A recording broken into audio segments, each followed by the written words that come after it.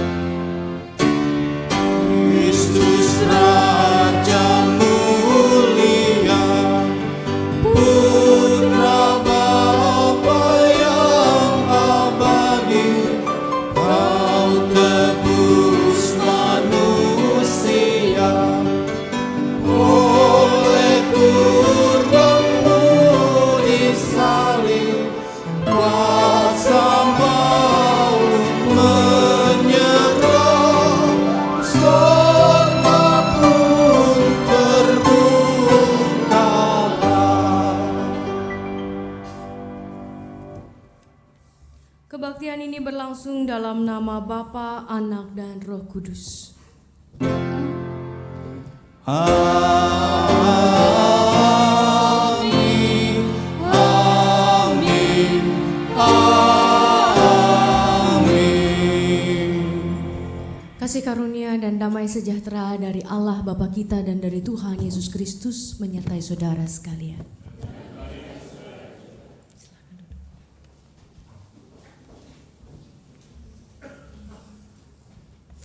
Istilah perlawatan adalah istilah yang begitu lekat dengan kehidupan bergereja. Kenapa gereja melawat? Bukan karena gereja mampu dengan melawat dengan sempurna, tapi karena Allah pertama kali melawat gereja. Allah pertama kali melawat umatnya sehingga akhirnya kita menjadi umat Allah yang terlawat olehnya. Dan oleh itu juga kita dipanggil, kita semua dipanggil untuk melawat sesama kita. Hari ini kita mau belajar bagaimana dan seperti apa ketika Allah melawat. Namun sebelumnya kita kembali akan memuji Tuhan. dari nyanyian umat Kidung Jemaat 332.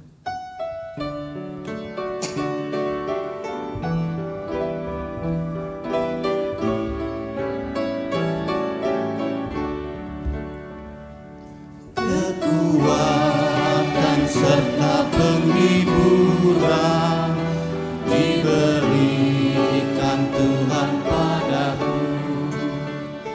Tiap hari aku dibimbingnya, tiap jam dihibur hatiku, dan sesuai dengan hikmat Tuhan ku diberikan apa yang perlu. Suka dan derita bergantian memperkuat imanku.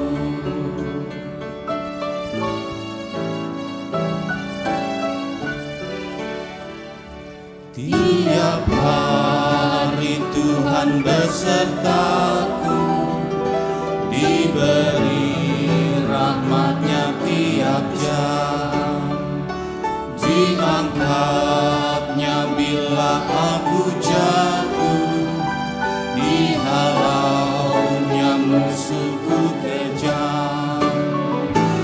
Yang namanya Raja Maha Kuasa, Bapa yang kekal dan abadi, mengimbangi duka dengan suka dan menghibur yang sedih.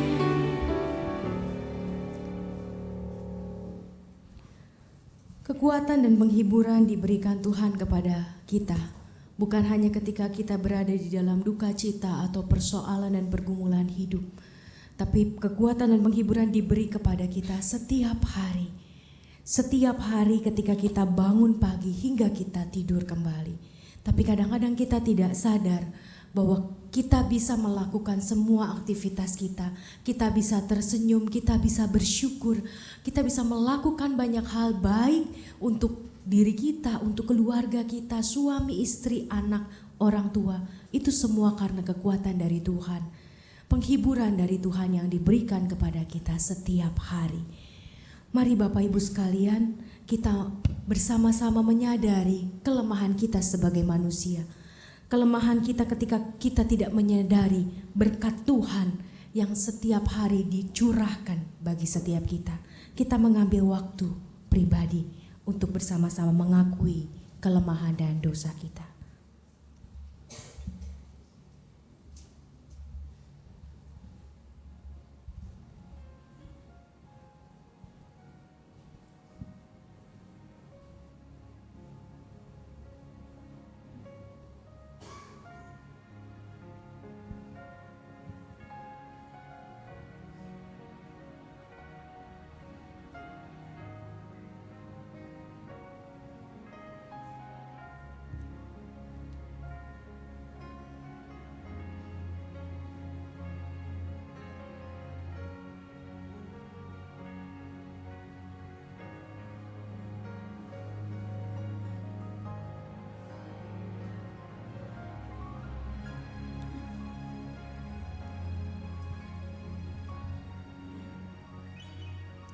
Ya Tuhan, ampunilah kami akan segala kelemahan dan kekurangan serta kesalahan-kesalahan kami. Kami yang lebih mudah untuk menggerutu, lebih mudah untuk mengeluh ketimbang untuk bersyukur. Pada setiap hari kami diberikan berkat yang tidak dapat kami hitung. Setiap hari Engkau membimbing kami, setiap jam Engkau menghibur kami. Dan kepada kami diberikan segala sesuatu apa yang perlu. Kami tidak pernah kekurangan. Tapi seringkali kami masih menuntut kepada Engkau. Kami menuntut segala sesuatu yang kami inginkan, bukan apa yang kami perlukan. Ampunilah kami Tuhan, dan kiranya Engkau berkenan menolong kami untuk kami bisa lebih mampu lagi, lebih sungguh lagi untuk bersyukur dan melihat pekerjaan Tuhan yang besar dalam hidup setiap hari. Terima kasih Tuhan Yesus, terima kasih untuk kesempatan di pagi hari ini. Kami hadir, kami menghadap hadirat-Mu yang kudus walau dalam kelemahan. Dalam nama Tuhan Yesus kami memohon pengampunan. Amin.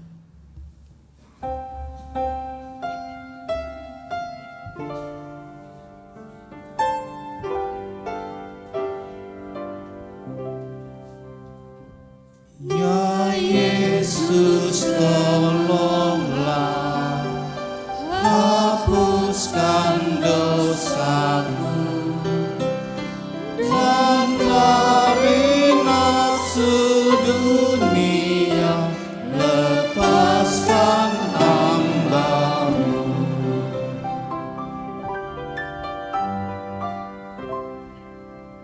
Ya Yesus, dengarlah seruan hatiku, lengkapi aku yang lemah sebagai laskan.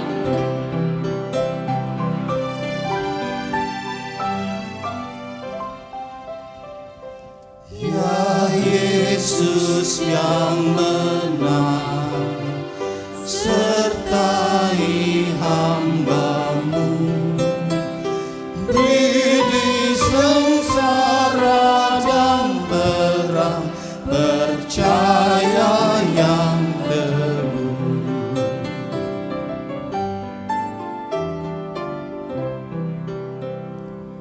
Ya Yesus, pimpinlah, tetaplah Kau dekat, supaya ke negeri bakal jalan-Mu tak sesat.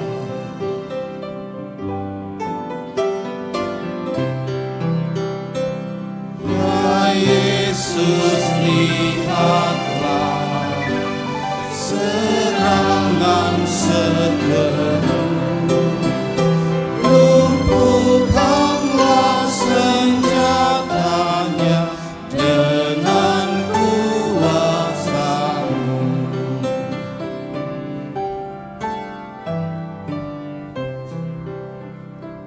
Ya Yesus, penebus, berilah akhirnya kesukaan-Mu yang kudus di negeri bakal.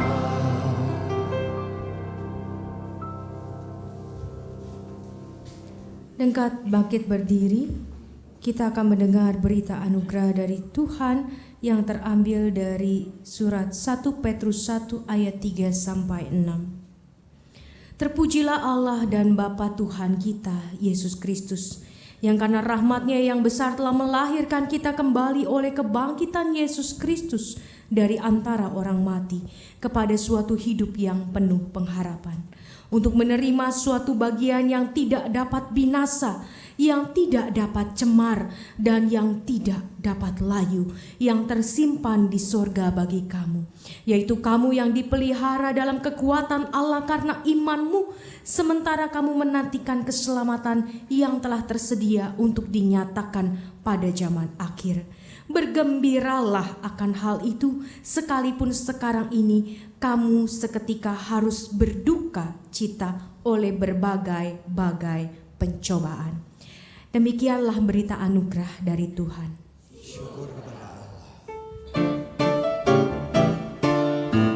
Salam kawanku, salam kawanku, salam, salam, damai Kristus besertamu. Salam, salam, salam kawanku, salam kawanku, salam, salam, damai Kristus besertamu. Salam, salam. Salam kawanku, salam kawanku, salam, salam. Damai Kristus besertamu, salam, salam.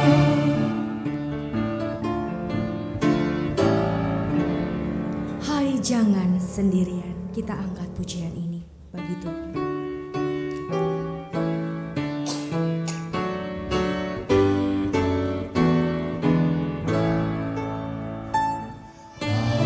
Jangan sendiri, jalanmu kau tempuh, bebanmu jadi ringan bersama Tuhanmu.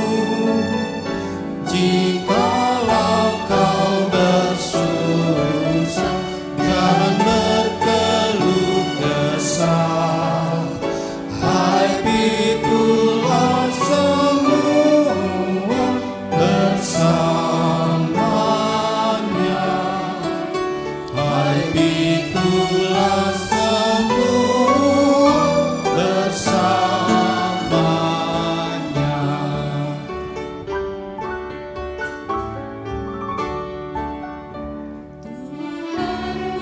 Bersedia menjadi kawanmu, dengan menyambut dia, hatimu bersama.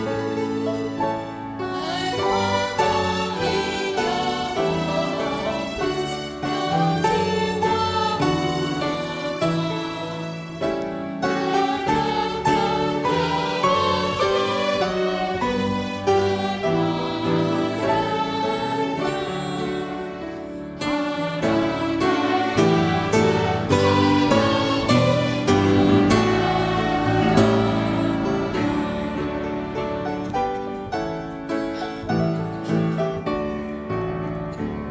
Hai marilah semua yang susah dan penat, ikuti Yesus jua, bebannya tak berat. Derita yang kau tanggung berakhir segera. Serahkan keluhanmu di tangannya. Serahkan keluhanmu di tangannya.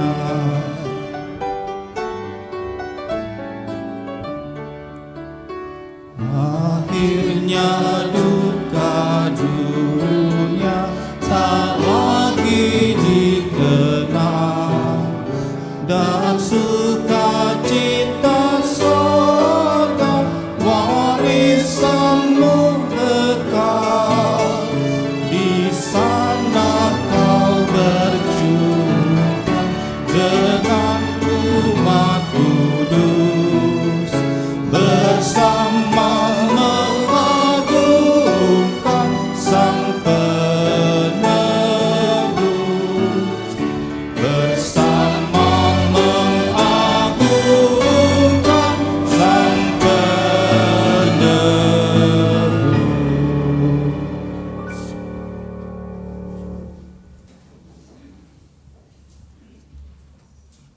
Mari kita berdoa. Tuhan, kami mengucap syukur untuk setiap pertolongan, untuk setiap kesempatan yang masih Tuhan berikan kepada kami umat-Mu untuk bisa merasakan lawatan Tuhan. Hari ini kami juga ingin belajar bagaimana Tuhan melawat dan apa dampaknya bagi kami, agar lawatan Tuhan sungguh dapat kami rasakan. Lawatan Tuhan sungguh dapat mengubah kehidupan kami, dan lawatan Tuhan membuat kami mampu untuk memberitakan iman percaya kami lebih sungguh lagi kepada orang-orang yang ada di sekeliling kami. Berikan kepada kami Roh Kudus-Mu ya Bapa, agar kami dimampukan untuk mengerti dan melakukannya dengan penuh sukacita. Inilah harapan kami dalam keterbatasan kami. Dalam nama-Mu kami bersyukur, kami berdoa. Amin.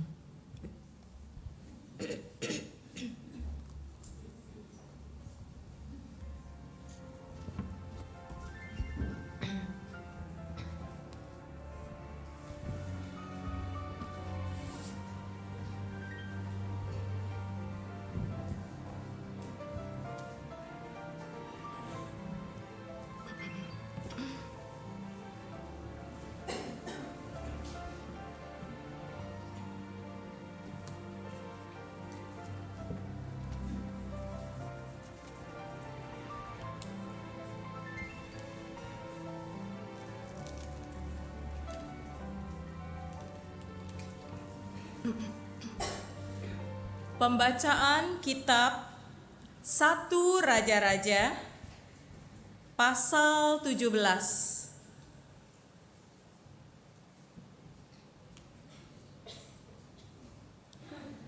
Sesudah itu, anak dari perempuan pemilik rumah itu jatuh sakit, dan sakitnya itu sangat keras sampai tidak ada nafasnya lagi.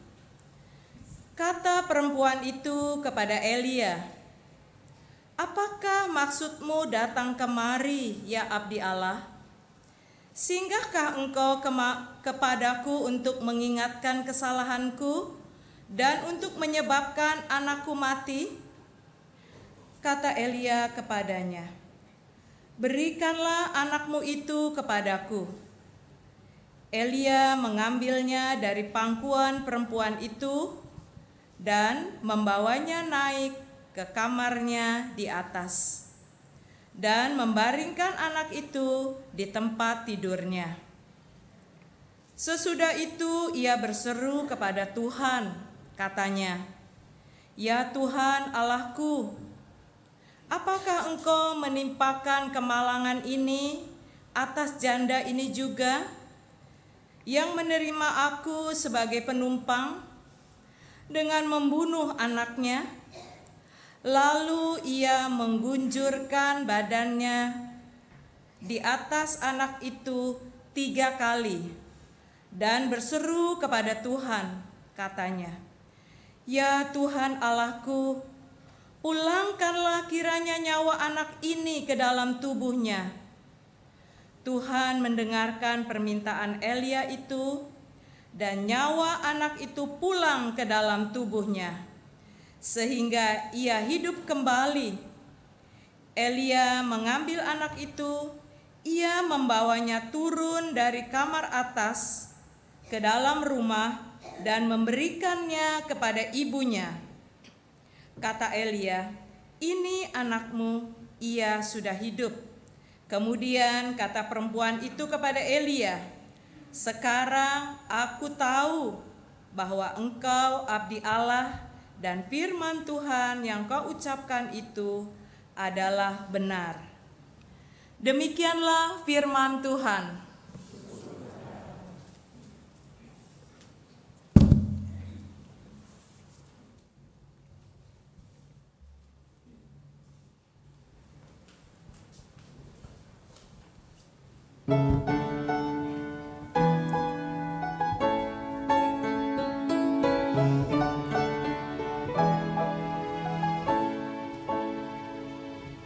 Nyanyikan mazmur bagi Tuhan, hai orang yang dikasihinya.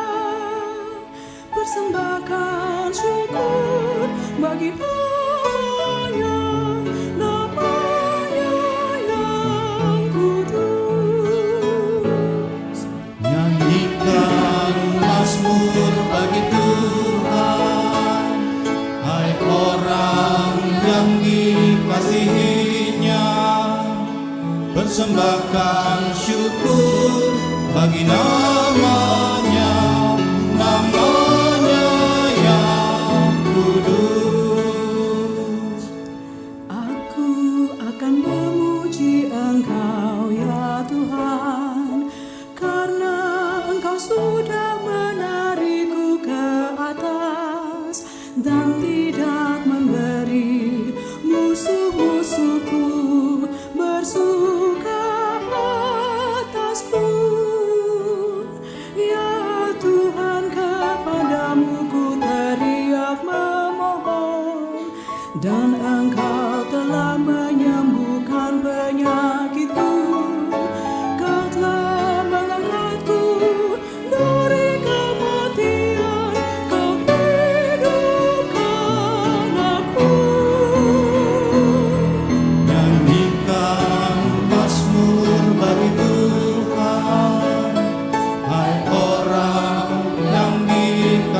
kasihnya, persembahkan syukur bagi namanya, namanya yang kudus. Hanyalah sesaat ia murka padamu, namun sepanjang hidup murah hati padamu.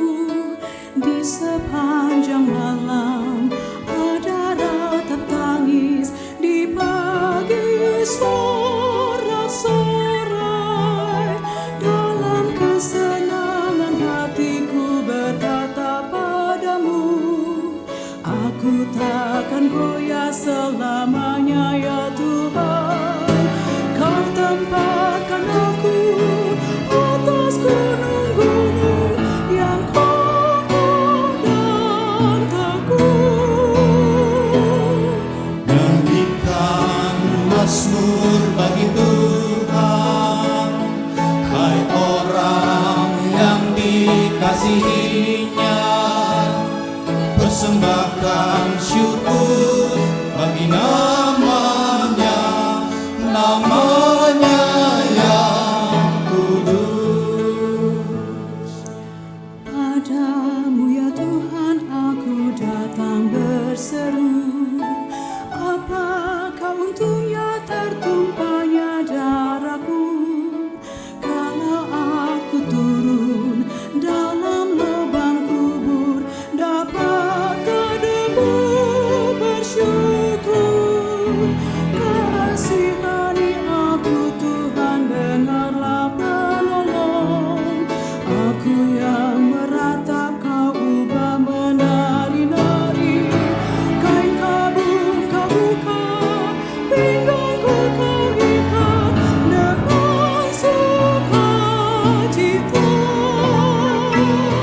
Nyanyikan mazmur bagi Tuhan, hai orang yang dikasihinya, persembahkan syukur bagi namanya, namanya yang kudus. Agar jiwaku nyanyikan mazmur bagimu, janganlah berdiam diri wahai jiwaku.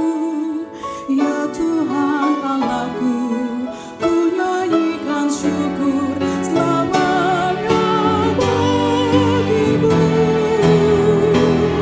Nyanyikan mazmur bagi Tuhan, hai orang yang dikasihinya, persembahkan syukur bagi namanya, namanya yang kudus.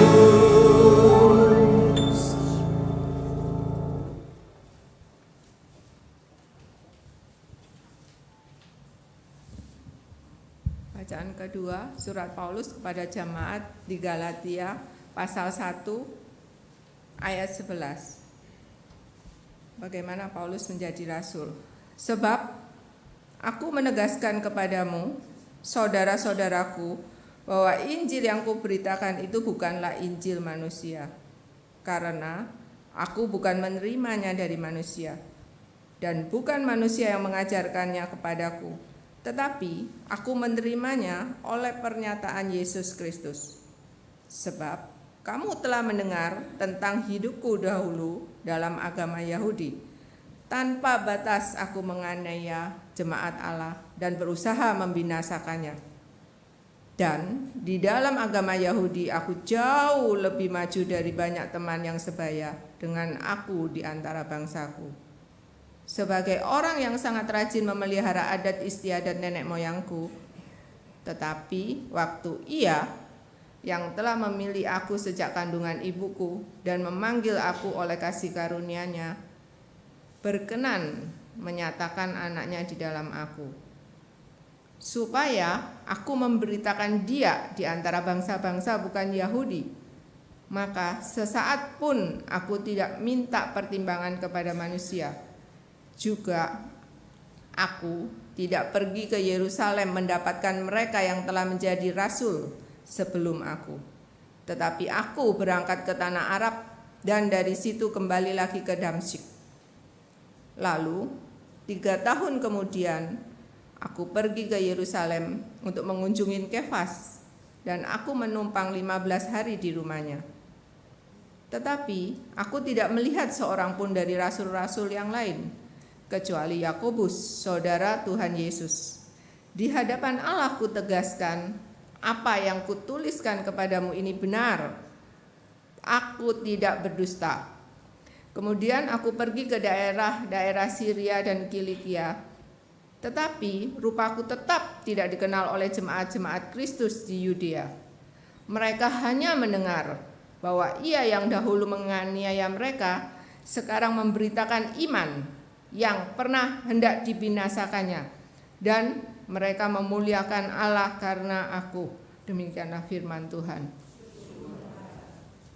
Pembacaan Injil terambil dari Lukas 7 ayat 11 sampai 17.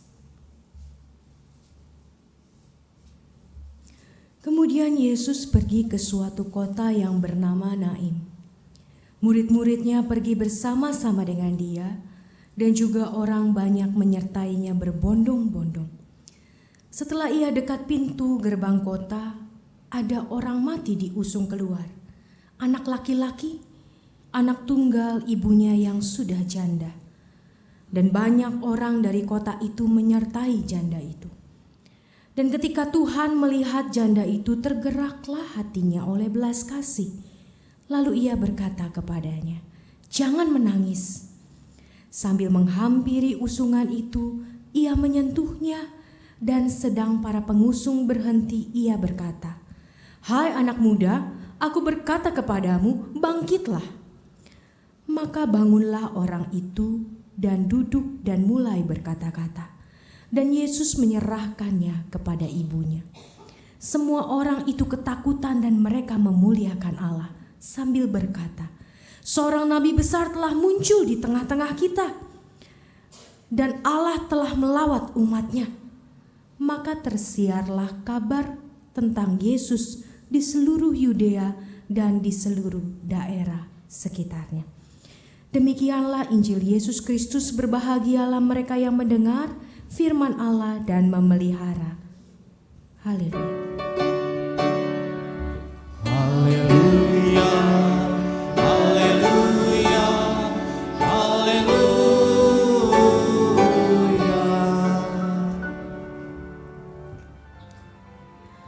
Selamat pagi Bapak Ibu sekalian. Hari ini tema kita adalah ketika Allah melawat umatnya. Bapak Ibu sekalian, kalau tadi di kata pembuka saya mengatakan bahwa perlawatan bukanlah hal yang asing di tengah gereja. Gereja yang benar, gereja yang betul-betul dipanggil Allah adalah gereja yang melawat. Dalam artian tentunya di sini pelawatan tidak hanya dilakukan oleh pendeta atau penatua, tapi oleh seluruh jemaat. Kenapa? Karena memang Allah memanggil setiap kita untuk menjadi pelawat. Setiap kita, bukan hanya orang-orang yang diteguhkan atau ditahbis secara khusus. Karena setiap kita ada di sini, setiap kita menjadi anak Tuhan, menjadi orang Kristen karena Allah melawat kita. Kalau kita perhatikan bagaimana kisah Paulus yang pada awalnya menjadi orang yang begitu benci dengan orang Kristen, begitu marah melihat orang Kristen dan dia coba untuk membunuh orang-orang Kristen. Ketika dia mendapat perlawatan dari Allah, dia menjadi orang Kristen, dan disitulah dia kemudian melawat jemaat-jemaat Allah. Jadi setiap kita dipanggil untuk melawat, bukan hanya menjadi tugas pengurus atau bagian dari badan pelayanan ataupun penatua dan pendeta. Setiap kita adalah orang-orang yang dipanggil untuk melawat. Masalahnya kadang-kadang kan mau atau tidak, bukan bisa atau tidak. Karena kalau masalah bisa atau tidak, tentu perlawatan perlu banyak belajar. Perlawatan perlu dibekali, dilengkapi dengan berbagai macam ilmu pengetahuan, baik itu sosiologi, antropologi, psikologi, dan lebih banyak lagi ilmu pengetahuan untuk memperlengkapi kita melawat. Tapi setiap kita nggak boleh bilang bahwa oh saya tidak dipanggil untuk melawat, saya tidak terpanggil untuk melawat. Karena sebetulnya setiap kita dipanggil Tuhan untuk melawat karena kita adalah tangan dan kakinya Kristus. Nah pertanyaannya kadang-kadang adalah banyak dari anggota gereja juga akhirnya tidak suka dilawat ataupun ada yang suka dilawat. Ada beberapa orang yang suka dilawat biasanya karena mereka merasa didengarkan. Karena biasanya ketika ada orang yang melawat, dari gereja yang melawat, biasanya mereka seperti dikunjungi dan rasanya ingin sekali bercerita. Sehingga kadang-kadang para pelawat tidak perlu banyak bicara, mereka hanya duduk dan mendengarkan isi hati dari orang yang dilawat. Orang yang suka dilawat karena merasa ada teman. Khususnya para lansia itu suka sekali untuk dilawat karena mereka bercerita. Walaupun kadang diulang-ulang begitu ya. Karena lupa barusan udah cerita apa ya, udah cerita belum ya, cerita lagi begitu ya. Kadang-kadang di satu rumah jadi bisa sampai 2-3 jam untuk mendengar cerita. Tapi itulah banyak orang merasa disapa ketika dia dilawat. Ada orang yang betul-betul merasa didukung, merasa aduh ternyata saya tidak sendirian di dalam hidup ketika saya sedang sakit dan merasa banyak hal yang membuat saya penat. Ternyata ada orang yang Tuhan kirim untuk bisa paling tidak mendoakan saya. Tapi banyak juga jemaat yang tidak suka dilawat. Di beberapa gereja tertentu bahkan kalau dilawat tuh kayaknya tuh kayak ada dosa. Gitu ya, Bapak Ibu ada apa ya? Kok saya dilawat? Salah apa saya? Gitu ya.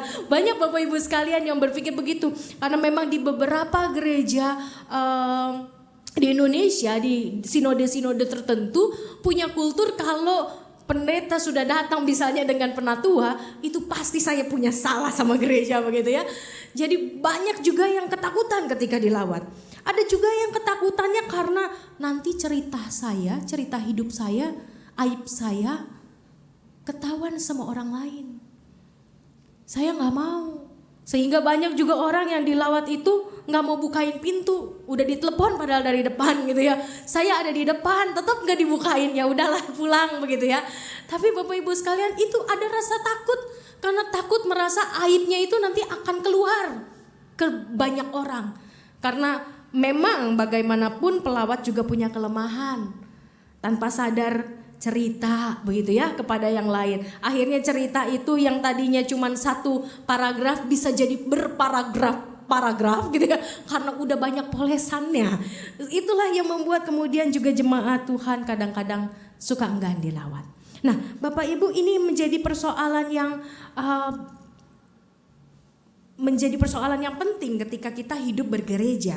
Seharusnya gereja kita dalam arti bukan institusi GKI Gereja Kristen Indonesia, tapi setiap kita adalah gereja karena gereja adalah orangnya. Setiap gereja harusnya bisa hadir bagi sesama untuk mendatangkan lawatan Allah. Kita datang sebagai tangannya Kristus, kita datang sebagai kakinya Kristus, sebagai tubuhnya Kristus. Sehingga setiap jemaat yang mendapat lawatan gereja, setiap kita yang mendapat lawatan dari sesama jemaat, sesama gereja, harusnya mendapatkan pelawatan Allah juga. Karena kita menjadi tangan-tangannya Kristus. Nah, hari ini kita mau melihat lebih dalam lagi seperti apa sih lawatan Kristus itu. Kalau kita membaca dari bacaan yang kita hari ini baca juga nyanyikan lewat Mazmur, kita melihat ada sebuah pola yang kurang lebih sama. Ketika perlawatan Allah itu ada kapan? Yaitu ketika ada duka cita karena kematian.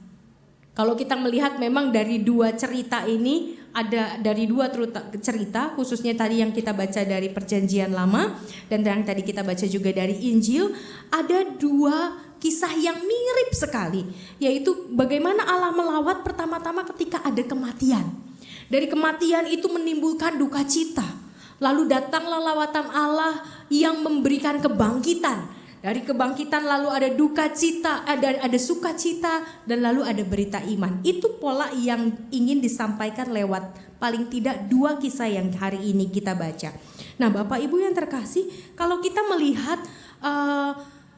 kalau begitu Allah hanya melawat ketika duka cita gitu ya, dalam arti ketika ada kematian. Wah, nggak mau tentunya ya. Tentu kita pengen dilawat setiap hari. Tentu Allah memang melawat kita setiap hari karena ternyata duka cita tidak melulu datang karena kematian. Kalau kita mengidentikan dengan hidup kita, di dalam hidup kita punya banyak pergumulan. Bergumul soal pribadi, pergumulan soal orang tua, soal anak, soal suami, soal istri, soal keluarga besar, soal pekerjaan, soal mencari pasangan hidup, dan lain sebagainya. Banyak sekali. Dan pergumulan-pergumulan itu bisa membawa kita kepada perasaan duka cita. Bahkan lebih dari perasaan duka cita, tapi ada juga perasaan takut, khawatir, sedih, dan segala pikiran negatif. Nah, dari situlah lawatan Allah datang. Jadi Allah datang tidak melulu ketika ada kematian. Kematian tubuh seseorang, kematian raga seseorang. Tapi ketika kita mengalami pergumulan hidup pun Allah datang untuk memberikan jalan keluar, memberikan kelegaan, memberikan damai sejahtera, memberikan sukacita. Dan dari situlah ada ungkapan iman bahwa Tuhan sungguh baik, Tuhan sungguh besar.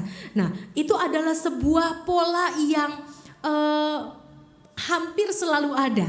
Di dalam perjalanan bangsa Israel juga seperti itu. Bangsa Israel berduka cita karena penghukuman Allah, lalu kemudian Allah lepaskan, ada sukacita lagi, ada berita iman, seperti itu polanya. Nah, berarti dalam pola itu ada 3 hal paling enggak yang mau kita tekankan pada hari ini. Yang pertama adalah adanya kebangkitan. Kalau soal kematian dan duka cita pasti setiap hari kita alami. Kematian di sini tentu bukan soal kematian raga, tapi kematian semangat, kematian berpikir positif, karena pikiran positif kita bisa mati tiba-tiba dan diganti oleh pikiran negatif dan lain sebagainya. Tapi kita mau bicara soal kebangkitan di sini. Kebangkitan kalau dari 2 cerita, kebangkitan yang disampaikan adalah kebangkitan tubuh. Tapi bagaimana kebangkitan ini bisa melekat juga dalam kehidupan kerohanian kita setiap hari. Karena kita belum pernah mati dan tidak berharap mati dalam waktu dekat, dan tidak berharap dibangkitkan juga setelah mati, begitu ya. Kalau bisa sudah mati ya langsung pergi ke rumah Bapa, dibangkitkannya nanti di rumah Bapa aja, jangan di dunia lagi. Karena udah capek, begitu ya. Nah, tapi Bapak Ibu sekalian, kebangkitan seperti apa yang dimaksud di sini? Kebangkitan di sini menggunakan kata egeiro di dalam bahasa Yunani yang punya maksud bukan sekedar membangkitkan raga, atau yang tadinya mati, tergeletak, tidak bernafas, tidak lagi bisa ngapa-ngapain, akhirnya bisa bangun dan bekerja lagi, melakukan hidup lagi, bisa melakukan segala aktivitas lagi. Kebangkitan di sini memiliki arti bahwa kebangkitan dari Kristus, perlawatan dari Kristus membawa pertumbuhan. Ini yang pertama. Jadi kalau kita mau kaitkan juga dengan bagaimana gereja melawat, bagaimana kita sebagai gereja ditugaskan untuk melawat, tentunya bukan soal pelawatan yang sifatnya formal saja. Kita bisa melawat siapapun, kapanpun, di tempat kerja kita, di rumah kita. Kita bisa melawat anak kita sendiri yang beda kamar dengan kita. Kita bisa melawat suami kita sendiri, istri kita sendiri. Artinya adalah ketika kita hadir, kehadiran kita harus membawa kebangkitan yang pertama-tama artinya di sini adalah pertumbuhan. Bagaimana kita bisa membuat orang lain bertumbuh? Bagaimana kita bisa membuat orang lain punya pengetahuan bertumbuh, punya iman bertumbuh, punya pengharapan bertumbuh, punya sukacita bertumbuh, punya damai sejahtera bertumbuh, punya pengertian akan firman Tuhan bertumbuh. Bagaimana kehadiran kita bisa membuat orang lain itu bertumbuh? Itulah perlawatan, Bapak Ibu sekalian. Perlawatan bukan sekedar kita datang ke rumah orang, ketuk-ketuk lalu kemudian ngomong basa-basi begitu ya, ngomong segala macam, ngalor ngidul 2 jam 3 jam lalu pulang, walau ditutup dengan doa gitu ya, ditutup dengan kata amin. Tapi Bapak Ibu sekalian, bagaimana kita sebagai gereja, sebagai anak-anak Tuhan mampu memberikan pertumbuhan dari setiap lawatan itu? Karena perlawatan tidak perlu berjam-jam. Perlawatan mungkin hanya dengan 5 menit, 10 menit, 30 menit. Tapi kehadiran kita, setiap kata yang keluar, setiap gerak tubuh yang nampak, setiap aura, kalau disebut impartasi roh di beberapa denominasi, aura kita itu menunjukkan bahwa kita betul-betul ingin mendengar, kita rindu mendengar, kita rindu memberikan pertumbuhan, kita rindu menyentuh orang, kita rindu untuk menjadi saluran berkat. Disitulah orang merasa bertumbuh ketika berjumpa dengan kita. Hal itu yang perlu kita refleksikan dalam hidup kita. Sejauh mana kita sudah melawat orang-orang di sekeliling kita. Gak usah yang beda rumah. Orang satu rumah aja kadang-kadang butuh perlawatan kita. Anak-anak kita, orang tua kita butuh perlawatan kita. Kadang-kadang kita tinggal satu rumah, anak masuk kamarnya sendiri, orang tua masuk kamar sendiri, begitu kan?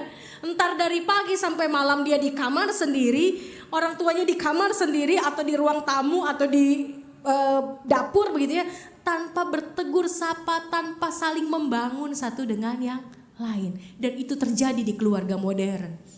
Apalagi kalau akhir minggu, akhir pekan, semua sudah capek dari Senin sampai Jumat, sampai Sabtu kerja. Hari Minggu masing-masing pengen istirahat, masing-masing ingin memiliki waktunya sendiri begitu, sehingga tidak lagi mau berbagi dengan orang lain. Berbagi dengan orang satu rumah bahkan sekalipun. Bapak Ibu, setiap kita butuh dilawat. Bukan hanya jemaat butuh dilawat, pendeta pun butuh dilawat begitu ya. Penatua pun butuh dilawat. Karena kenapa? Karena semua kita manusia. Tapi ketika kita bisa hadir bahkan cuma 5 menit saja bertanya apa kabar pada anak kita, apa kabar pada ayah ibu kita. Coba Bapak Ibu yang punya anak sibuk, begitu anak nanya, "Ma, apa kabar? Mama sehat." Senangnya gimana? Seneng banget kan? Begitu ya. Ada nanya 5 menit aja telepon gitu ya. "Ma, apa kabar? Mama sehat? Papa sehat? Dalam keadaan baik semua?" "Oh ya udah, kalau sudah sehat ya. Cuman bisa 5 menit nih, Ma. Udah harus kerja lagi." Senangnya luar biasa kan? Itu pelawatan. Tanpa sadar kita sudah melakukan perlawatan. Ketika kita dengan kesungguhan hati memberikan pertumbuhan. Bagaimana kehadiran kita membawa pertumbuhan, iman, pengharapan, kasih, sukacita, damai sejahtera bagi orang-orang di sekeliling kita. Yang kedua, perlawatan Allah berkaitan masih dengan kata egero adalah membawa kemandirian. Banyak orang-orang yang sudah dilawat tergantung pada si pelawat. Banyak orang-orang yang ketika dilawat tergantung pada si pelawat. Jadi pengennya dilawatin terus begitu ya. Yang gak masalah kalau ingin dilawatin terus begitu ya. Tapi Bapak Ibu sekalian, ketika perlawatan Allah yang sejati hadir, maka seharusnya perlawatan itu membuat dia secara mandiri berjumpa dengan Allah.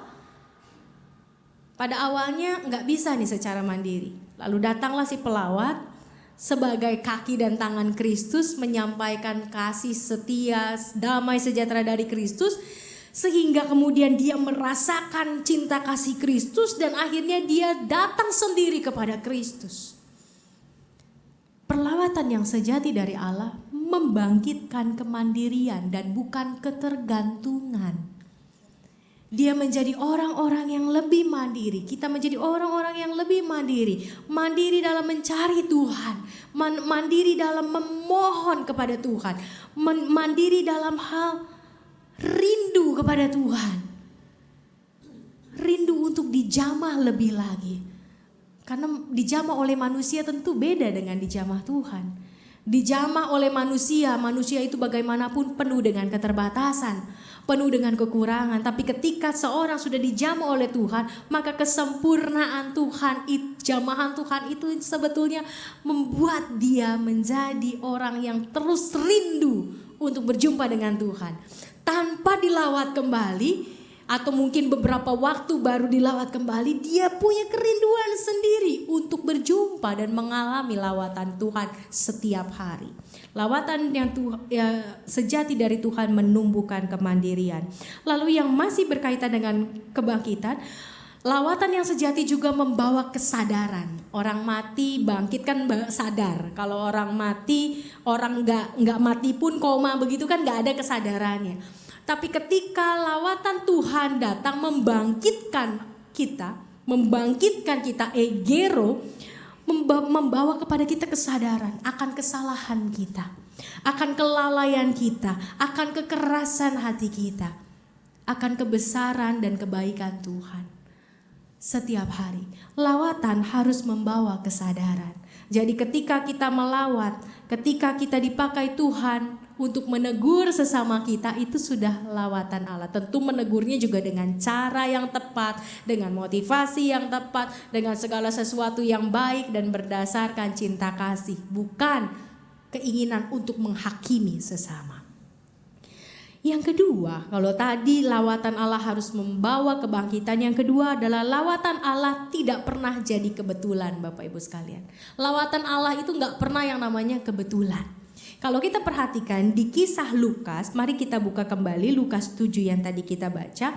Walaupun seringkali kita melihat lawatan Allah itu sebagai kebetulan, padahal di dalam hidup kita ini orang beriman gak ada yang namanya kebetulan. Kita mau perhatikan di Lukas 7 yang tadi kita baca, perhatikan di ayatnya yang ke-11. Kemudian Yesus pergi ke suatu kota yang bernama Naim.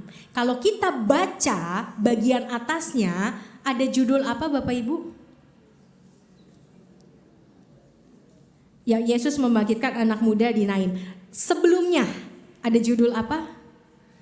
Yesus menyembuhkan hamba seorang perwira di Kapernaum. Jadi kisah Yesus ke Naim itu dimulai dari kisah Yesus di Kapernaum. Bapak Ibu, jarak Kapernaum ke Naim itu enggak pendek. Setengahnya Jakarta Bogor. 35 km kurang lebih. 35 meter dulu nggak pakai mobil Bapak Ibu sekalian ya. Jadi 35 kilometer kalau diambil rata-rata manusia jalan 6 km per jam, maka perjalanan Yesus itu dari Kapernaum ke Naim kurang lebih 6 jam. Betul ya Bapak, Ibu? Saya udah lama gak ngitung. 35 dibagi 6, ya 36 dibagi 6, 6 gitu ya, 6 kali 6, 36. Kurang lebih 6 jam. Kurang lebih 6 jam. Kan kadang-kadang kita gak konstan ya kecepatan jalannya ya. Ada yang lambat karena namanya jalan 6 jam kan capek gitu ya. Dan di sana kalau udaranya mungkin dingin sekali atau panas sekali, agak ekstrim begitu ya. Dan itu mungkin membuat yuk kita istirahat dulu sebentar begitu. Istirahat setengah jam lalu jalan lagi. Kalau dari perjalanannya saja 35 km dalam 6 jam saja ada istirahat, mungkin bisa jadi 7 jam, bisa jadi 8 jam. Tapi buat apa Yesus pergi sejauh itu, selama itu 8 jam jalan kaki, bawa 12 murid plus rombongan? Saya bertanya-tanya, kok rombongan nih gak nanya Yesus kita mau dibawa kemana, ngapain kita ke sana? Ini panjang loh perjalanan gitu ya, capek gitu ya. Bawa rombongan itu kan gak gampang Bapak Ibu sekalian begitu. Tapi Lukas tidak memberitahu kenapa Yesus pergi ke Naim. Dan Yesus pun tidak memberitahu, hai saudara-saudaraku, hai murid-muridku, yuk kita ke Naim, ngapain?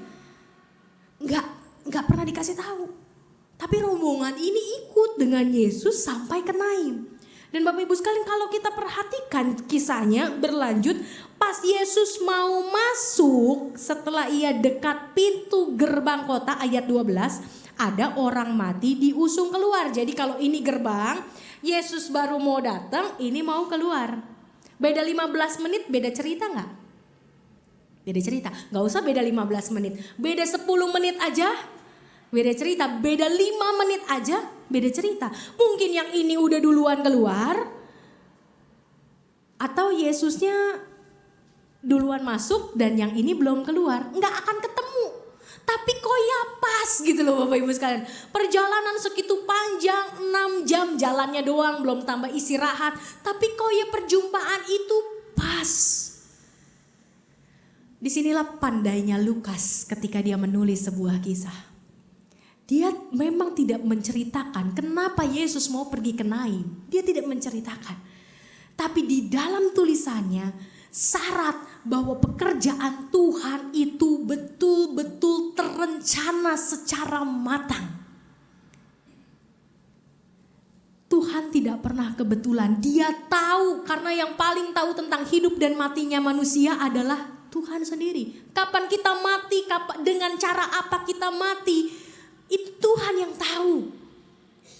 Tanggal berapa, jam berapa, detik berapa, itu Tuhan yang tahu. Dan ketika dia bisa berjumpa, itu bukan sebuah kebetulan Bapak Ibu sekalian. Karena Tuhan sudah betul-betul merancangkan perjalanannya dari Kapernaum ke Naim. Walaupun dia tidak memberitahu kepada orang-orang yang mengikut dia, kepada para murid. Tapi pekerjaan Tuhan, lawatan Allah tidak pernah menjadi kebetulan. Apa dampaknya buat kita sebagai gereja Bapak Ibu sekalian? Apa dampaknya? Ketika kita melihat bahwa lawatan Allah tidak pernah kebetulan, maka baiklah bagi setiap kita yang Tuhan pakai untuk melawat orang lain. Tadi bukan sekedar pelawatan rutin gereja atau pelawatan khusus gereja karena ketika ada yang meninggal, sakit dan lain sebagainya.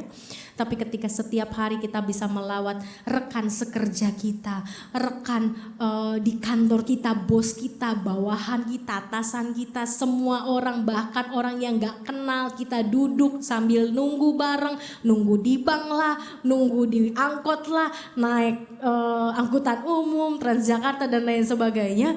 Ketika kita mau memulai hari kita, Tuhan bisa membuat kita melawat orang lain. Maka sebelum kita pergi kemanapun membawa lawatan Allah itu, berdoalah Bapak Ibu sekalian. Berdoalah dan biarkan Allah mengarahkan kita, menolong kita, menuntun kita kepada siapapun yang kita akan jumpai sepanjang hari 24 jam. Dari pagi sampai malam, baik itu tukang sayur kita ketemu, tukang bajai kita ketemu, siapapun dalam 24 jam itu kita bisa menjadi pelawatnya Allah.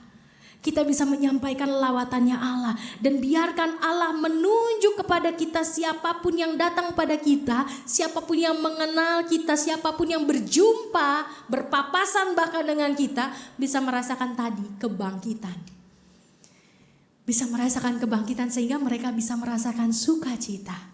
Tiap hari mari kita doakan supaya kita dipakai Allah, kita menjadi alat-alatnya Allah yang tidak pernah kebetulan. Oh kebetulan saya ketemu, kebetulan saya berjumpa, kebetulan saya berpapasan. Tidak pernah ada kebetulan. Karena dari pagi sampai malam sampai pagi lagi Tuhan menjumpakan kita dengan siapapun di perjalanan hidup kita. Karena Tuhan mau pakai kita jadi berkat. Tuhan mau pakai kita jadi alat untuk melawat manusia lain, melawat sesama. Kedua yang tadi, pelawatan dari Allah tidak pernah kebetulan. Selalu ada maksud di balik setiap perjumpaan. Dan yang ketiga yang terakhir, lawatan Allah adalah lawatan yang lahir dari belas kasih, bukan sekedar tanggung jawab. Mungkin banyak dari kita penatua ataupun pendeta merasa, oh saya harus melawat. Kenapa? Ya ditulis di tata gereja gitu ya. Jadi semua penatua, pendeta itu di tata gereja jelas banget begitu ya. Salah satu tugasnya adalah melawat. Nah kalau saya jadi jemaat gak perlulah karena gak ada tata gereja buat jemaat. Ya gak bisa ya Bapak Ibu sekalian karena semua kita ingat dipanggil untuk melawat. Semua kita dipanggil untuk melawat. Dan semua kita perlu melengkapi diri untuk bisa melawat. Nah tapi lawatan itu harus lahir dari belas kasih bukan karena kewajiban. Ya karena ada di tata gereja jadi wajib begitu ya. Karena ada di tata gereja ya kudu lah mau gak mau kudu gitu. Hukumnya sudah kudu gitu ya. Kalau enggak nanti wah embel-embelnya panjang. Tapi ketika kita melakukan perlawatan hendaklah itu dilimpahkan, dinyatakan atau didasari karena cinta kasih, karena belas kasih. Dikatakan dalam Lukas bahwa Yesus tergerak oleh belas kasih. Karena Tuhan memanggil kita bukan sekedar untuk melawat dan ngobrol basa-basi, tapi Tuhan memanggil kita untuk menyatakan kasih kepada setiap orang yang kita jumpai 24 jam dalam hidup kita itu. Bagaimana Allah mengasihi orang yang mati itu, yang berjumpa dengan dia ketika dia mau masuk ke sebuah kota bernama Naim. Dia berjumpa, dia berpapasan, dia pegang usungannya. Bapak Ibu sekalian, sangat haram buat orang Yahudi pegang usungan mayat. Sangat haram. Bahkan di Bilangan, kalau Bapak Ibu sekalian membaca kitab Bilangan, di situ jelas sekali tertulis orang yang memegang mayat, orang yang memegang usungan bahkan mayat itu membuat dirinya najis selama 7 hari. Dan Yesus itu memegang di depan begitu banyak orang. Begitu banyak orang, bukan hanya rombongan yang dia bawa, tapi rombongan yang menyertai si janda. Kalau dihitung-hitung, berapa banyak itu orang yang lihat? Berapa banyak Bapak Ibu? Bahkan kalau di kisah Yesus memberi makan saja ada berapa orang Bapak Ibu? Ada 5.000 begitu, ada juga yang 3.000 begitu ya. Itu baru laki-laki saja, belum anak-anak dan belum perempuan. Jadi bisa bayangkan Yesus memegang usungan, lalu semua orang Yahudi di situ bilang najis begitu kan ya. Dia menajiskan diri. Yesus bukan menajiskan diri Bapak Ibu sekalian. Yesus menunjukkan kasih setianya. Yesus menunjukkan kemurahannya kepada manusia yang ia ciptakan, yang ia kasihi. Dan dia gak takut untuk dibilang najis. Dia gak takut untuk dibenci orang. Dia tidak takut untuk dibilang bahwa dia menistai ajaran Yahudi, tradisi Yahudi. Dia tidak takut. Dia pegang usungan itu. Bahkan dia bilang, hai anak, bangkitlah, bangunlah. Dan itu juga yang dia lakukan Elia kepada anak janda Sarfat. Bapak Ibu yang terkasih di dalam Tuhan, ketika Allah melawat umatnya, lawatan itu dilakukan kepada siapapun, walaupun orang menganggap itu najis. Banyak dari kita gak memilih-milih ketika kita mau melawat. Memilih-milih ketika kita mau berteman. Memilih-milih kepada siapa kita bergaul. Enggak salah Bapak Ibu sekalian. Kalau kita misalnya jadi orang tua ke anak kita, kamu jangan temenan sama anak yang males. Itu biasanya sering ya kita katakan itu kepada anak kita. Supaya apa? Karena memang pergaulan yang buruk merusakkan kebiasaan yang baik. Betul. Tapi Bapak Ibu sekalian, ketika Allah mau melawat kita nggak, dan kita diminta Allah untuk melawat orang lain, kita nggak boleh pilih. Tuhan bisa memakai kita untuk melawat siapapun dan kita nggak boleh memilih untuk menyatakan cinta kasih. Beda menyatakan cinta kasih dengan bergaul. Kalau bergaul ya memang ada percampuran antara pikiran kita dengan pikiran orang lain. Tapi menyatakan cinta kasih itu kepada semua orang. Menyatakan cinta kasih Allah sehingga tadinya yang orang seperti Paulus mengatakan bahwa saya ini orang hina loh, orang yang mengejar orang Kristen, saya membunuh orang Kristen. Tapi ketika Kristus melawat saya mengalami perubahan. Siapa tahu ketika orang-orang, anak-anak yang misalnya lewat pertemanan anak-anak kita, oh dia malas, saya gak mau bergaul dengan dia. Tapi ketika anak kita dipakai Allah untuk melawat anak yang malas, temannya yang malas, lalu temannya jadi rajin, gimana? Bisa kan? Bisa. Bisa Bapak Ibu. Jangan khawatir. Begitu juga dengan kita. Saya gak mau bergaul dengan dia karena dia begini. Tapi ketika Tuhan memakai kita untuk melawat dia dan dia mengalami perubahan karena dilawat oleh kita, disapa oleh kita, tetap dikasihi oleh kita dan dia mengalami perubahan, bukankah itu menjadi kesaksian iman? Bapak Ibu yang terkasih, lawatan yang dilakukan Allah adalah lawatan yang dilakukan oleh kepada siapapun, semenjijikan apapun, seburuk apapun orang itu. Termasuk seperti usungan jenazah yang disampaikan di Lukas. Tapi setiap kita perlu melakukan itu. Dan hanya belas kasih yang mampu mengubahkan orang lain. Hanya belas kasih yang mampu membuat manusia mampu memberikan kesaksian iman juga dalam kehidupannya. Tapi bila perlawatan itu hanya berhenti pada siklus sukacita dan tidak membuat orang menyampaikan berita iman, artinya ada yang masih keliru, ada yang masih kurang dalam perlawatan kita.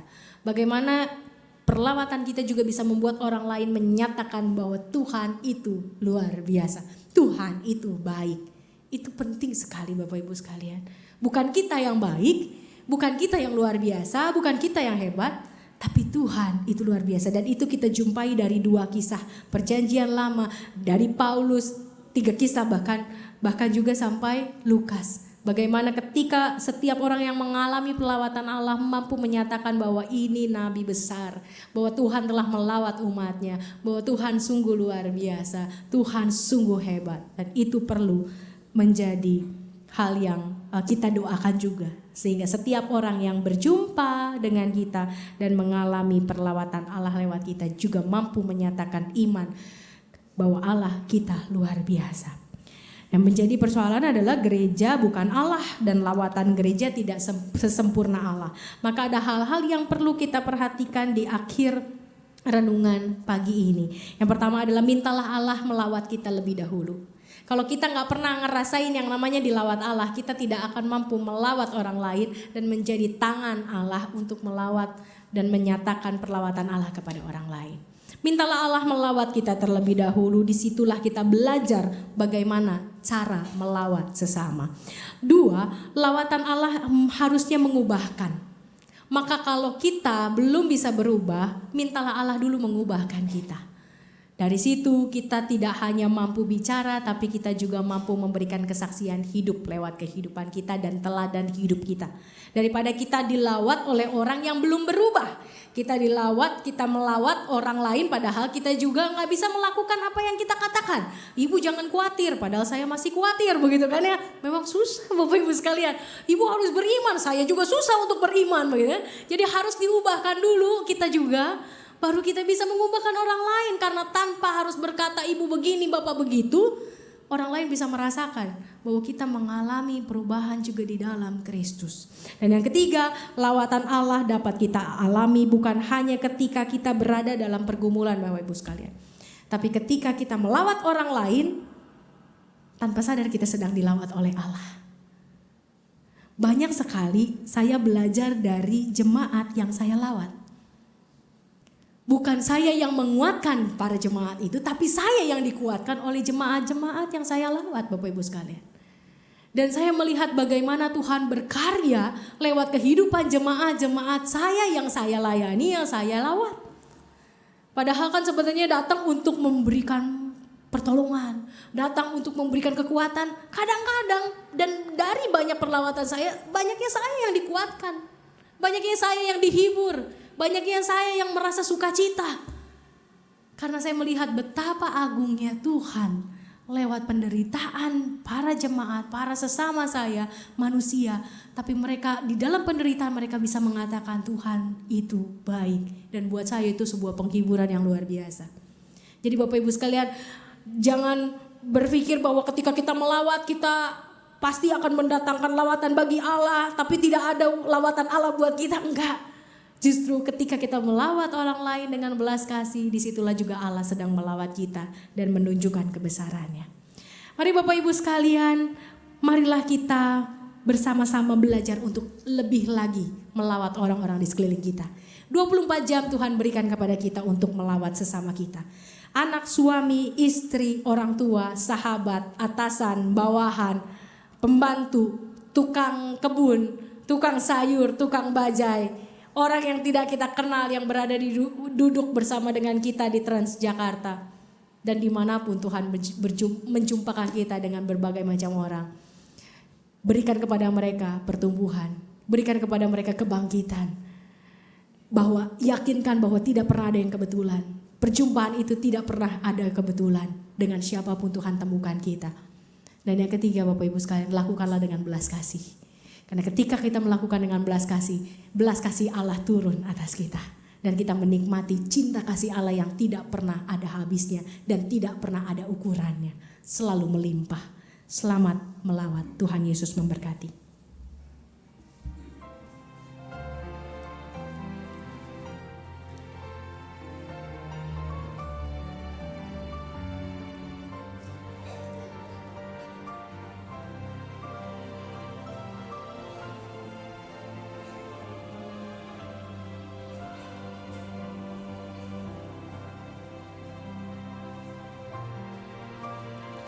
Joyful akan menyanyi, membawa pujian buat Tuhan.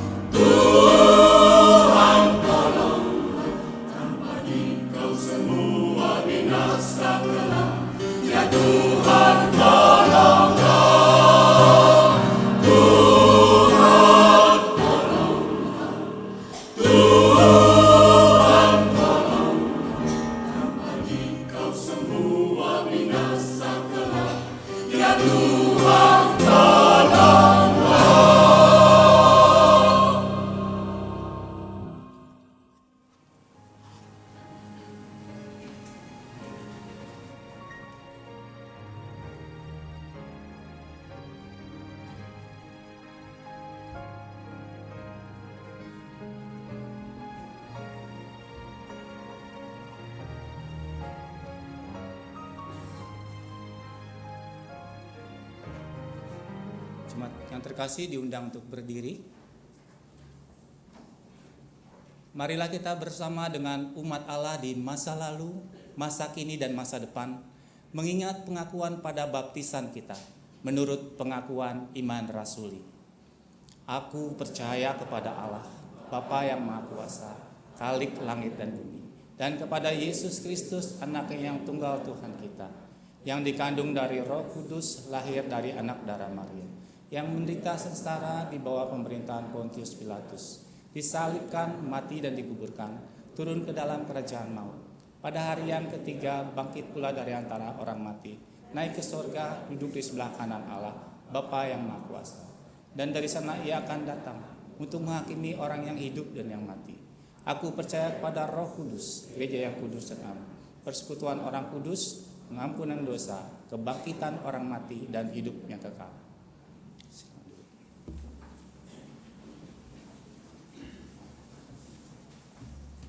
Mari Bapak Ibu sekalian kita berdoa. Terima kasih Tuhan, Kau telah melawat setiap kami. Bahkan lawatan-Mu hadir setiap hari ketika kami mengalami berbagai-bagai pencobaan, berbagai persoalan dan pergumulan hidup sebagai manusia. Dan biarlah Tuhan lawatan-Mu sungguh membuat kami semakin kuat, bertumbuh di dalam iman, pengharapan dan kasih kami, dalam setiap pengetahuan tentang Tuhan, pendalaman firman Tuhan, dan juga membuat kami bertumbuh dalam melakukan firman Tuhan setiap hari. Tuhan, kiranya Engkau juga menolong kami Tuhan untuk melihat bahwa segala sesuatu tidak pernah terjadi secara kebetulan. Begitu juga ketika Tuhan menempatkan kami di tengah keluarga kami, di tengah rekan-rekan pekerja, sekerja kami. Begitu juga di tengah-tengah pelayanan kami di gereja Tuhan. Biarlah itu semua dapat kami lakukan dengan sebaik mungkin ketika kami memiliki kerinduan dan belas kasih yang daripada Tuhan untuk melawat siapapun yang ada di sekeliling kami. Berikan kami kekuatan, berikan kami sukacita, sehingga setiap pelawatan yang kami lakukan untuk sesama kami sungguh dapat menghadirkan lawatan-Mu. Hari ini kami berdoa Tuhan secara khusus untuk saudara-saudara kami yang sedang mengalami pergumulan hidup, baik itu di dalam pekerjaan, di dalam pendidikan, di dalam rumah tangga, di dalam pergaulan dan lain sebagainya. Tuhan, kiranya Engkau yang mau menolong agar setiap kami juga mengalami lawatan Tuhan setiap hari, dan juga dimampukan untuk bisa melawat sesama kami, sehingga di dalam pergumulan sekalipun kami tetap menjadi berkat. Di dalam pergumulan sekalipun kami tetap membawa kehangatan dan cinta kasih Allah bagi sesama kami. Dan biarlah Tuhan Engkau yang menolong kami juga mengatasi setiap pergumulan hidup kami. Baik kami yang sedang merasa sedih, merasa tertekan oleh hidup, dan mengalami begitu banyak persoalan hidup. Ajar kami untuk tidak menyerah, karena Tuhan tidak pernah menyerah untuk memberikan yang terbaik kepada kami. Hari ini kami juga berdoa Tuhan untuk secara khusus untuk Ibu Yenita yang sampai saat ini juga masih terbaring sakit. Kiranya Engkau yang memberikan kekuatan bagi seluruh keluarga, bagi suami, bagi anak-anak. Engkau yang memberikan mereka pengharapan yang tidak putus-putusnya. Dan kami memang sampai saat ini tidak tahu maksud Tuhan. Tuhan mengizinkan hal yang seperti ini dialami oleh sahabat kami, saudara kami. Tapi yang kami mau imani bahwa tidak pernah ada rencana Tuhan yang gagal. Tidak ada pernah rencana Tuhan yang buruk untuk kebaikan kami semuanya. Dan kami percaya Tuhan merancangkan hal-hal terindah juga buat keluarga Ibu Yenita. Kami berdoa untuk keluarga Ibu Tuilan juga yang di dalam pemulihan dari sakit yang ia derita. Kiranya Tuhan memberikan kekuatan bagi Ibu Tuilan sehingga dia juga tetap sukacita, tetap bisa menikmati kehidupannya hari demi hari dengan senantiasa juga bersyukur kepada Tuhan.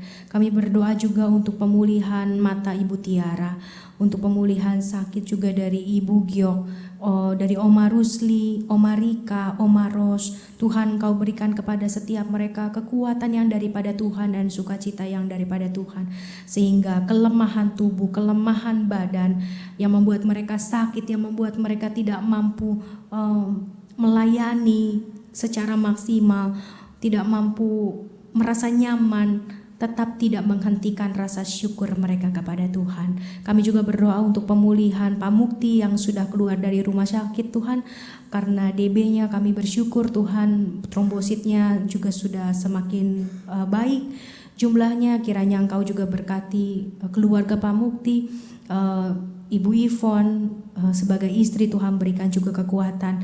Adik Kathleen juga Tuhan yang di dalam masa penyembuhan, Engkau juga yang menolong. Begitu juga dengan Ibu Kaleb Tuhan, kiranya hasil operasinya juga semakin baik setiap hari, sehingga dia juga dapat menikmati kesembuhan yang lebih sempurna lagi, lebih cepat lagi yang daripada Tuhan.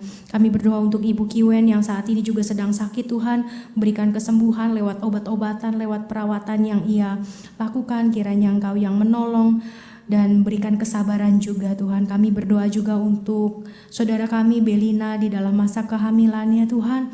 Kiranya Engkau berikan dia kekuatan, berikan dia pengharapan yang tidak putus-putusnya bahwa Engkau mengasihi dia, mengasihi bayi yang ia kandung. Berikan kepada dia Tuhan pengharapan yang besar sehingga ia percaya, dia beriman bahwa Tuhan ikut serta di dalam setiap pembentukan anak yang ia kandung sampai nanti lahir dan juga dapat hidup dengan baik bersama ayah dan ibunya. Terima kasih Tuhan Yesus, banyak nama saudara-saudara kami yang ingin kami doakan, tapi biarlah Engkau yang mengenal setiap hati kami, yang mengingat mereka dalam hati dan pikiran kami pada saat ini Tuhan, sehingga mereka juga senantiasa diberikan kekuatan walaupun nama-nama mereka tidak mampu tersebut lewat lidah bibir kami. Kami juga berdoa Tuhan untuk bangsa dan negara kami, kiranya Engkau yang memberkati Tuhan para pemimpin kami, dari gubernur kami, juga presiden kami Tuhan, berikan kepada mereka hati yang semakin hari semakin takut akan Tuhan, semakin mencintai Tuhan, dan semakin takut untuk melakukan hal yang menyakiti hati Tuhan, sehingga setiap keputusan yang mereka ambil sungguh dapat mereka bertanggungjawabkan di hadapan Tuhan dan di hadapan masyarakat. Dan kiranya Engkau yang memberikan juga kesabaran bagi para pemimpin kami, Engkau juga yang memberikan hati yang penuh dengan kejujuran dan menjunjung tinggi kepentingan bangsa dan bukan kepentingan pribadi. Kami berdoa Tuhan untuk program kerja gereja kami yang sudah kami mulai saat ini Tuhan, dan ada beberapa program besar mendatang di komisi anak, di komisi remaja, di komisi pemuda. Kiranya Engkau yang mau menolong setiap panitia yang ada untuk bisa mengerjakan bagian mereka, mengerjakan setiap tugas dan tanggung jawab yang sudah dipercayakan kepada mereka dengan sebaik-baiknya. Dan biarlah setiap program itu membawa pertumbuhan bagi setiap jemaat kami, setiap anak-anak kami. Kami juga mau berdoa Tuhan untuk setiap gereja-gereja dimanapun, secara khusus di Indonesia yang masih mengalami banyak tekanan, masih mengalami banyak konflik, kebencian, bahkan konflik-konflik yang terjadi di dalam tubuh gereja itu sendiri. Tuhan, kiranya Engkau yang menolong agar gereja mampu menyatakan terang Kristus, bukan hanya berfokus pada konflik yang mereka alami sebagai pribadi-pribadi, karena seringkali gereja menjadi egois. Tapi biarlah Tuhan Engkau yang menolong agar gereja disadarkan bahwa mereka ada bukan untuk diri sendiri, mereka ada untuk dunia. Kami ada untuk dunia, kami ada untuk Indonesia. Jadi biarlah setiap kami sungguh-sungguh menjadi terang dan menjadi garam di tengah bangsa dan di tengah kehidupan bernegara kami. Terima kasih Tuhan Yesus. Inilah doa syafaat kami yang kami naikkan hanya di dalam satu nama, Tuhan Yesus Kristus yang mengajar kami berdoa. Bapa kami yang ada di surga, dikuduskanlah nama-Mu, datanglah kerajaan-Mu, jadilah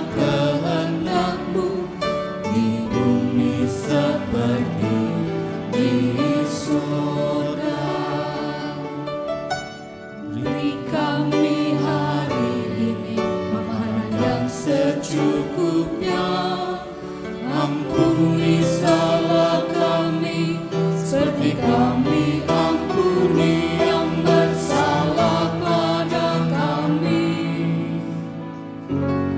Jangan bawa kami dalam pencobaan, melainkan lepaskan kami dari yang jahat.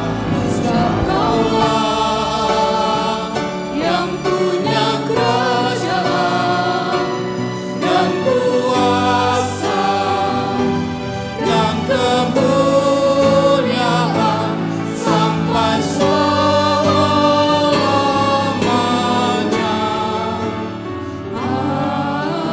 Amin. Amin.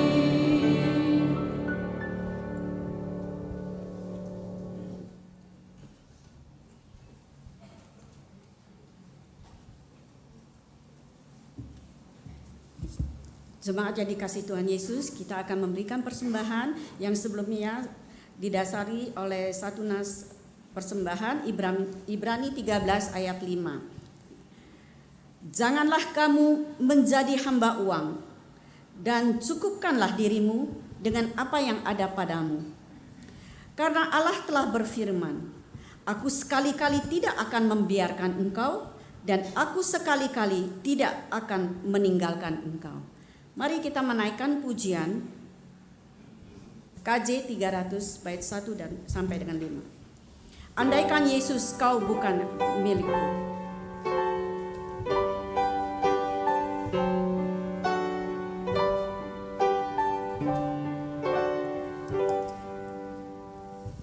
Andaikan Yesus kau bukan milikku, dan tak kau berikan darahmu bagiku, kemana aku mohon pengampunan dan perlindungan.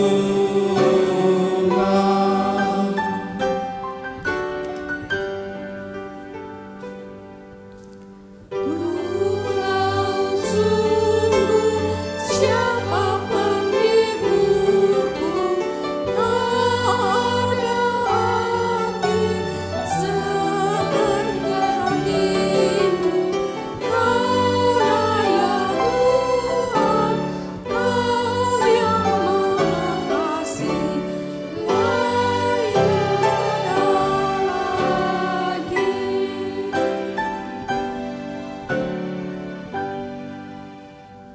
Aku sadari bahwa aku ini makhluk terhina yang telah kau pilih.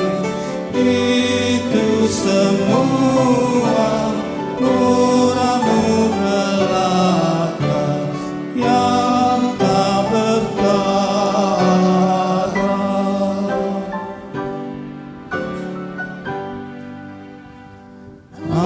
Andaikan Tuhan tidak meraihku, tak mungkin aku akan mencarimu. Karena kasih-Mu Kau peluk diriku dalam tangan-Mu.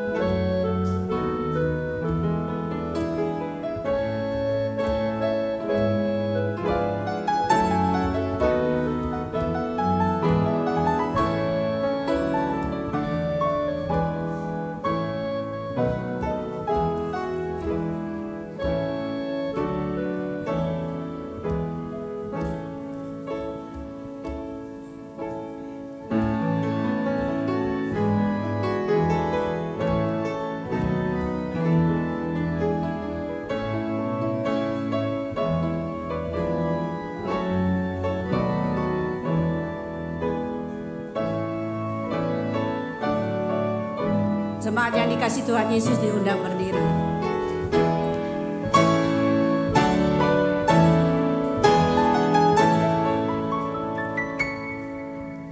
Aku bersyukur dan puji Tuhan karena diriku ikut Kau masukkan dalam kawanan domba tebusan-Mu oleh darah-Mu.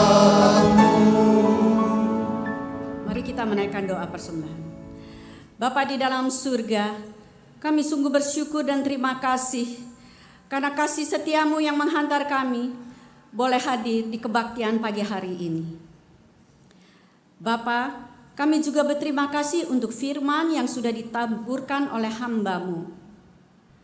Bapa, mampukanlah kami, setiap anak-anak-Mu, untuk bisa menjadi pelawat-pelawat yang dapat menyatakan cinta kasih Tuhan terhadap sesama dimanapun kami berada. Bapa, kami juga bersyukur dan berterima kasih kalau saat ini kami diberi kesempatan memberikan persembahan. Karena sesungguhnya Bapa, sebelum kami memberikan, Bapalah yang terlebih dahulu memberikannya kepada kami. Berilah kami hati yang sungguh-sungguh bersyukur kepadamu. Bapa, berkatilah tangan anak-anak-Mu yang akan mengelola persembahan ini, sehingga dapat dipergunakan seturut kehendak-Mu dan dapat menyatakan kasih-Mu dan nama Tuhan juga yang dimuliakan. Terima kasih Bapa, kami naikkan doa persembahan ini hanya di dalam nama Tuhan Yesus, Juru Selamat kami yang hidup. Amin. Dengan tetap berdiri, kita menaikkan pujian pengutusan, Aku milik-Mu, Yesus Tuhanku.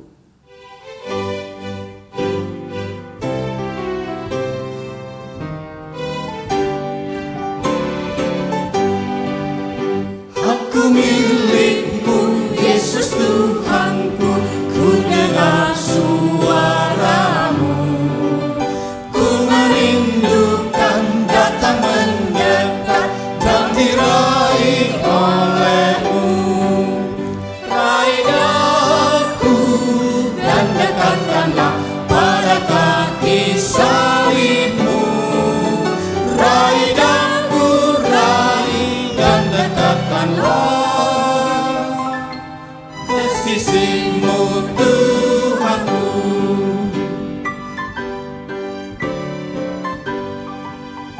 Aku hamba-Mu, Kau sucikanlah oleh kasih kurnia.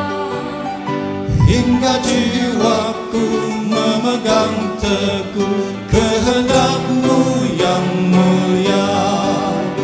Raih daku dan dekatkanlah pada kaki salib-Mu.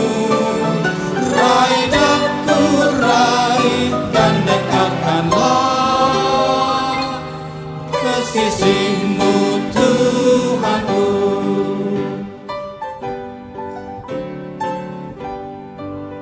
Sungguh indahnya walau sejenak beserta-Mu Allahku. Dalam doaku sungguh akrabnya bersekutu denganmu.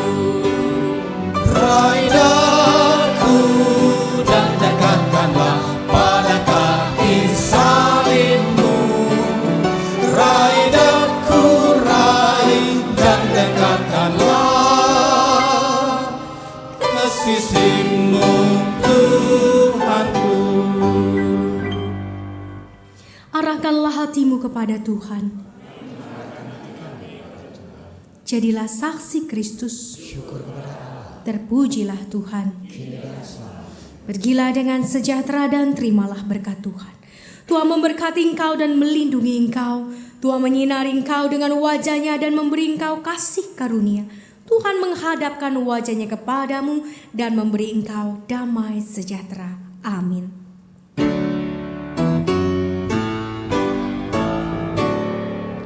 Haleluya.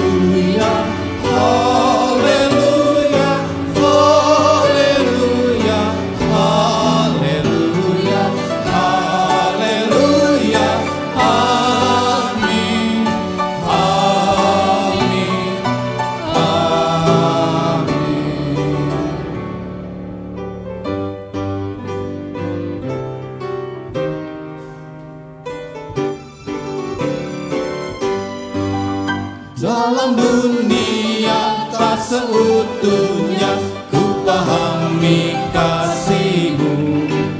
Sukacita pun barulah langkah bila ku di rumah-Mu. Raih daku dan dekatkanlah pada kaki salib-Mu.